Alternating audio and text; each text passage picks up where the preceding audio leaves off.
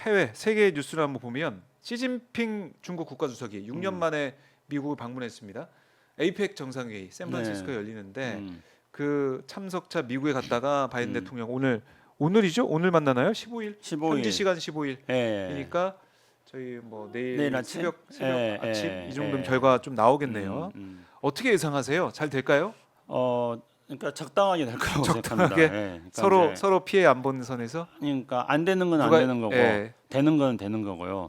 안 되는 것과 되는 걸 일단 구분해 볼 필요가 있습니다. 구분해서 그렇지만은 이제 중요한 거는 흐름이 조금씩 바뀌고 있다는 겁니다. 그러니까 물길이 이렇게 살짝 틀어졌다는 거죠. 네. 그러니까 저 미중 관계를 보면은 시진핑하고 그 미국 대통령들하고 정상회담 한 거는 이제 2013년에 네. 캘리포니아 써니랜드라는 휴양지에서 정상회담을 한지 낸초 브리지라는 데 있는 그 네. 써니랜드라는 휴양지에서 바이든하고 그 당시에는 오바마였죠. 오바마하고 시진핑하고 예. 정상회담했습니다. 그러니까 요거 하나를 우리가 기억해야 되고요. 두 번째로는 트럼프 대통령 때 트럼프 대통령의 플로리다 벨장인 그 이름이 뭐더라? 잊어먹었네요. 네. 그 트럼프 대통령의 그 별장 플로리다의 별장에서 또 정상을 했습니다. 그러니까 지금이 세 번째인데요. 이게 이제 흐름을 보면 어떻게 되냐면은 2013년도에 정상회담 때 써니랜드 그 별장에 있었던 정상회담 때는 트럼프가 자꾸 제가 헷갈리네. 트럼프가 바이든 그 오바마? 시진핑이 예. 제 판단에는 성급하게 칼을 뽑았다고 생각합니다. 왜냐하면 그때 그 써니랜드 정상회담에서는 시진핑이 이제 태평양은 넓다. 네. 그래서 이제 그 중국과 미국이 이제 신형 대국이 됐다. 그 말은 이제 구형 대국은 냉전 시대 때, 네. 그러니까 올드 그레이트 컨트리는 그 적이라는 거죠. 소련과 미국이었는데 이제는 뉴 그레이트 컨트리로 중국이 성장했다. 네. 미국에 맞설 만큼. 근데 태평양 넓으니까 태평양 나눠 쓰자 이렇게 한 겁니다. 근데 미국의 입장에서는 이게 뭔 소리야 그러는 거죠. 그렇죠. 왜냐하면 미국 입장에서는 이제 미국이 그 닉슨 때 이제 미중 수교를 하고 그 이후에 이제 클린턴 대통령 때 WTO에 중국을 가입시킨 거는 중국을 자본 질서에 편입시켜 가지고 소련 러시아도 견제하고 그리고 또 자본주의 질서에 편입시켜 가지고 미국하고 중국하고 쉽게 말해서 그냥 미국 밑에서 있어라. 이런 거거든요. 우리 도와주고 있어라. 우리 하는 대로 해라. 근데 그게 아니라 미국과 소련을 러시아를 제치고 내가 강대국이 되겠다. 이런 야심을 봤다는 거죠. 그렇죠. 그래서 이제 이 태평양을 나눠 먹자 하니까 미국이 이제 황당해한 거죠. 오바마가 이제 황당했는데, 근데 이제 이게 왜 제가 시진핑이 칼을 좀 너무 일찍 뽑았다 그렇게 생각하냐면요. 등소평이 이제 계획 개방을 통해서 중국을 현대화시키는데 결정적인 역할을 했던 사람 아닙니까? 그렇죠. 등소평이 이제 유언으로 도광량에 그래가지고 칼을 숨기고 있다가 100년 후에 뽑아라 이랬거든요. 근데 너무 빨리 지금 2013년도에 시진핑이 칼을 뽑은 거예요. 그러니까 이제 미국이 황당하게 생각하고, 그래서 이제 그때부터 중국 견제로 미국의 정책이 돌아서기 시작했던 겁니다. 그게 2013년이거든요. 근데 이제 중국 견제로 돌아서게 된 게 이제 정점에 다다른 거는 그 플로리다에 있는 트럼프 별장에서 이제 정상회담 할 때였습니다. 그때는 뭐 그냥 트럼프가 완전히 시진핑 막말로 해가지고 개무시해 버렸어요. 시진핑하고 트럼프하고 만나고 있는 자리에서 트럼프가 전화해가지고 저 시리아 공격해라 막 그런 거 해버리고요, 막. 그래요? 그러니까 이제 그때 거의 이제 굉장히 악화된 걸로 이제 굳어졌죠. 그래서 그거를 그대로 이어받은 게 바이든이었습니다. 근데 바이든한테 이제 심각한 문제가 생긴 거죠. 바이든한테 문제가 생긴 거는 첫째로 지금 그 시진핑하고 특히 이제 중국하고 이른바 이제 대중국 봉쇄를 하려고 했는데 그게 뜻대로 안 되는 거예요. 뜻대로 안 되는 게 첫째, 일단은 미국의 국민들이 이제 불안해한 거예요. 왜냐하면 미국 국민들 입장에서는 지금 물가가 계속 오르니까 안 잡히니까 경제가 불안하고 이러니까 미국 국민들은 이거 경기 불안이 언제까지 계속할지 모르겠다. 내년까지 간다고 지금 여론조사를 보니까 그렇게 예측을 하고 있어요. 그럼 내년은 이제 미국 대통령 선거인데 미국 그 입장에서 본다면은 이거 물가 안 잡으면 대통령 선거 때 바이든 입장에서는 재선하는데 타격이 크니까요. 그게 있고요. 두 번째로 이제 미국의 이른바 빅테크 기업들이 전부 중국하고 투자를 계속 하는 거예요. 뭐 그래서 빅테크 기업들이 뭐 다 중국 방문하고 그러지 않았어요. 올해 막 6월달, 7월달, 8월달에 빌 게이츠부터 시작해가지고 일론 머스크 뭐 다 갔잖아요. 네. 그리고 세 번째로는 이제 이 유럽 국가들이 또 협조를 안 해주는 거예요. 그래서 이거 안 되겠다 싶어가지고 이제 중국하고 뭔가 조금 다시 관계를 재정리해야겠다.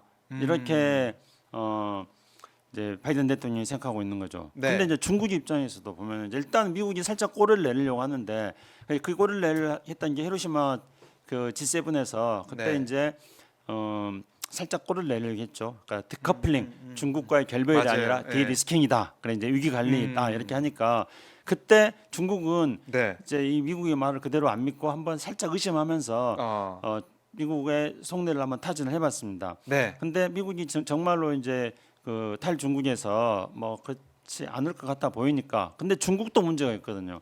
지금 중국이 갖고 있는 가장 큰 문제는 차이나 피크라고 그럽니다. 그러니까 중국이 현재 상태가 중국이 가장 피크에 올라와 있다. 중국의 경제가 더 이상 5%, 6%, 7% 성장하는 시대 이미 다 지나갔다. 네. 이제 중국도 계속 경기 하강세로 들어갈 거다. 그러면은 시진핑 입장에서는 지금 3년까지 해놨는데 경기가 계속 안 좋아지고 그렇죠. 11월 11일이 중국 광군절이잖아요. 네. 그러니까 막 그 뭐라고 하죠 이런 걸 막 세일 막 엄청나게 네, 많아요. 네. 근데 소비가 확 줄어버렸어요 지금. 어. 그러니까 이제 시진핑 입장에서도 중국도 미국하고 그렇네요. 뭔가 좀 이렇게 풀어야 되는 그런 것들이 있기 때문에 지금 두 정상이 만나고 서로, 있는 겁니다. 서로 예. 원하는 게 있다. 그렇죠. 예. 이거를 잘 좀 마무리하고 얻을 건 얻고 음. 조금 뭐 잃을 거라든가 아니면 논란거리 남겨놓고 할 수 있는 건 하자. 예. 그래서 중국이 미국 콩 300만 톤을 사줬다. 네. 대두를 사줬다. 예. 이런 얘기도 있고 보잉 항공기를 정상회담에 살 것이다. 이런 얘기도 네. 있고 선물 보따리를 좀 가지고 갔다. 예. 원래 뭐 중국이라든가 뭐 약간의 좀 동양권의 네. 문화가 좀 이렇게 선물 보따리 주고 크게 인심 쓰고 그렇죠. 그렇게 해가지고 분위기 좀 풀어보고 이런 게 있는데요. 근데 이제 미국하고 중국하고 이번에 합의할 수 있는 것들은 일단 중국이 그런 선물을 보따리를 가지고 갔지만 합의할 수 있는 게 몇 가지 있다는 게 지금 보여지고 있습니다. 일단은 지금 써니랜드에서 기후 변화에 대해서 이미 미중 간에 공통 입장들을 지금 실무자들 사이에서 다 합의를 해놓은 거거든요. 네. 그리고 바로 또 얼마 전에 미국과 중국의 차관 복급들, 그러니까 국장급 수준에서 미중 사이의 네. 군비 통제에 대해서 지금 계속 협의를 했어요. 음. 그러니까 이제 핵 군축에 대해서 이야기를 하는 건데 네. 왜냐하면 지금 현재 냉전 시대 때부터 미국하고 소련이 핵 군축 협정을 많이 맺어놨습니다. 네. 근데 핵 군축 협정을 맺어놓은 것을 러시아가 지금 다 깨고 있거든요. 그런 상황에서 미국 입장에서는 이 중국과 뭔가 네. 좀 핵 군축 협정을 하지 않으면은 또 중국이 새로운 위협이 될 수 있다고 판단하는 거예요. 왜냐하면 그 동안에 이 중국의 핵 전략이라는 거는 최소 핵 억지 전략이라는 좀 다소 전문적인 건데 무슨 말이냐면은 네. 핵무기를 미국이 지금 현재 5,000발 가지고 있으면은 소련은 러시아는 6,000발 가지고 있거든요. 네. 근데 중국은 한 300발만 가지고 최소한 정도 가지고 있어도 중국을 외부에서 공격하면은 그걸 가지고 상대방을 공격해서 상대방이 중국을 공격하지 못하게 억제할 수 있는 네. 최소 정도의 핵무기를 가지면 된다. 이게 이제 중국의 입장이었습니다. 근데 중국이 지금 시진핑이 막 3년임하고 막 중국이 국가가 막 네. 계속 커지니까 2035년까지 핵탄두를 1,500발 정도 가지려고 지금 생각하고 있습니다. 그러니까 미국 입장에서는 그렇죠. 안 되겠다 그거는 싶어가지고 안 되겠다, 그렇죠. 지금 이제 미중 사이에서는 그 핵 문제가 물론 그렇다 해서 무슨 미중 사이에 과거에 미국하고 소련이 맺었다, 미국하고 러시아가 맺었던 네. 것처럼 아주 아주 핵심적인 어떤 핵무기 감축 협정은 아직은 아닐 거라 생각합니다만 네. 그러나 적어도 그런 문제를 가지고 대화가 시작되고 있다는 것들 이런 것들을 하고 이제 덧붙여져 가지고 또 몇 가지 사안들이 미중 사이에서 뭐 합의할 수 있는 사안이 될 수 있을 거고요. 그리고 뭐 우크라이나 전쟁이라든가 또는 그 이스라엘 팔레스타인 뭐 중동 문제라든가 예. 뭐 이런 데 대해서도 뭐 의견 교환을 할 겁니다. 근데 이제 여기서 중국이 지금 내세우고 있는 것 중에서 제일 중요한 건 어떤 거냐면은 작년에 11월 달 인도네시아 발리에서 네. 그 G20 정상회담을 했습니다. 그때 그렇죠. 이제 미중이 만나 가지고 만났죠. 예. 이제 발리 그 뭐 합의라는 걸 하는데 그러니까 이제 중국은 이거를 발리 정신이라고까지 말합니다. 그러니까 발리 정신이 이제 중국이 지금도 아마 이번에도 시진핑한테 가가지고 네. 그 바이든한테 가가지고 시진핑은 발리 정신으로 돌아가라 이럴 겁니다. 네. 그럼 발리 정신이 뭐냐면은 대만 문제 개입하지 말아라. 중국이 미국이 앞으로 중국과 관계에서 신냉전 네. 추진하지 말아라. 그리고 중국에 대해서 중국의 체제를 변경시키려고 하지 말아라. 그리고 다른 나라들하고 동맹을 맺어가지고 중국을 위협하지 말아라. 네. 지금 이런 것들이 지금 발리에서 합의한 원칙들이거든요. 그럼 이거를 중국은 미국한테 가서 계속 이야기할 텐데. 네. 근데 이제 여기서 가장 중요시하게 생각할 건 내년 1월 13일인가 그때 그 대만의 총통 선거가 있습니다. 그럼 대만 총통 선거 때 네. 미국하고 중국이 서로 신경전하는 거죠. 미국은 중국이 개입할까 봐서 신경전을 쓰는 거고 중국은 또 미국이 개입할까 봐서 서로 또 신경전을 쓰는 거고 그래서 이 대만 문제에 대해서는 아마 중국이 발리 그 5원칙 중에서 대만 문제를 가지고 이번에 굉장히 강력하게 네. 이야기할 가능성이 있습니다. 반대로 이제 미국 같은 경우에는 네. 그 무슨 뭐 반도체라든가 뭐 AI라든가 이런 분야에 대해서는 다른 부분은 중국하고 조금 풀겠다. 근데 이런 부분에 대해서는 확실하게 중국이 미국으로부터 어떤 그런 어떤 첨단 기술이 중국으로 넘어가는 건 맞겠다. 미국은 또 그걸 중요한 목표로 삼을 거고요.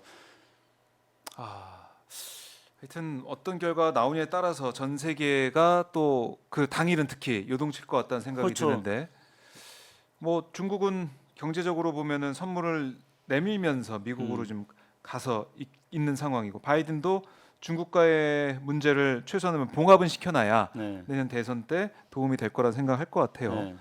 근데 이제 여기서 이 회담이 잘 되냐 안 되냐를 조금 네. 지켜볼 수 있는 거는 그러니까 쌍방이 만족도가 어느 정도냐 이런 걸 지켜볼 수 있는 게요.